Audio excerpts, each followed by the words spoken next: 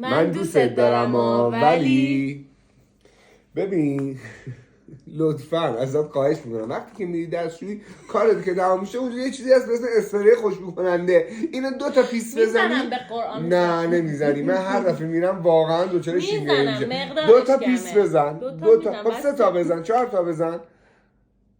هیچ اشکالی نداره. این درست بود اینو اینجا بگی؟ بله بله. من دوست دارم ولی عشقم وقتی خوابی دیگه بخواب. این بادهای معده رو از خودت خارج نکن. میدونی عزیز من این بادها شامل همه است فقط در من نیست و من خوابم صداش اصلا باعث میشه من بپرم. نه من وقتی خوابم کنترلی رو عضلات بدنم ندارم که تمرین کنی درست میشه. بعدش هم بو داره خیلی بو داره.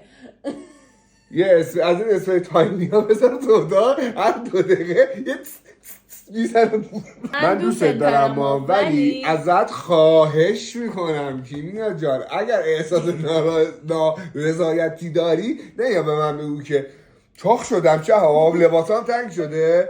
اگه من بگم عینه یه شمشیر دولبه است اگر بگم چاق شدی جرم میدی اگر بگم نه چاق نشدی میگی تو زندگی داری به من دروغ میگی دروغ وارد رابطمون داری میکنی. کجا حقیقت رو بگی کجا من احساس خوب نبودن دارم من خوب نیستم دارم. نه عشق من قربون شما برم شما خودت باید به این نتیجه برسی که آیا چاق شدی یا چاق نشدی. شدم ولی دوست دارم اینو از زبون تو نشنوم. خب من هیچ وقت نمیگم بعد تو میای به من میگی که داری دروغ به من میگی. آره دیگه داری دروغ میگی دیگه چون چاقم.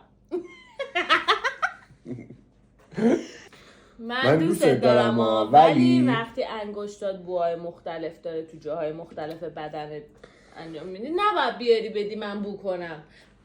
دستتو میکنی تو نافت به طور مثال میچرخونی. بابا یه بو ساده است. بو چی میده؟ یه بو ساده است. چرا من باید بو کنم؟ حالا خودم بو کردم دوست داشتم تو هم بو بکن. چطور موقعی که شادی ها رو با هم تقسیم میکنیم سختی های زندگی رو با هم تقسیم میکنیم این بوها رو من باید با هم تقسیم بکنیم. بعد نمیگی که بو کن میگی بیا بو کن. تو اول بو کن. نه تو بو کن. ببین همه چی تو این زندگی باید تقسیم بشه به طور مستقیم. شادی ناراحتی غمگینی فلانی من دوست دارم ولی ازت خواهش میکنم اما نپرس غذا چی بذارم. منو تو دوراهی سخت زندگی میذاره. برات قیمه درست کنم یا قرمه سبزی. بعد من میگم جفتشو خوب درست کنی جفتشو دوست دارم. نه بگو قیمه. من دارم به تو اهمیت میدم تو به من نمیگی که چی برات. آقا هر چی بذاری من دوست دارم. انقدر این بس کش پیدا میکنه غذا نداریم باید یا زنگ بزنیم پیتزا بیارن یا بریم بیرون خدا تو هم بریم برای شام. قصدم همینه. نه نمیشه هر شب قصدت همینه. آقا من پول ندارم. من دوست دارم ولی عزیزم وقتی خسته ای واقعا خسته باش.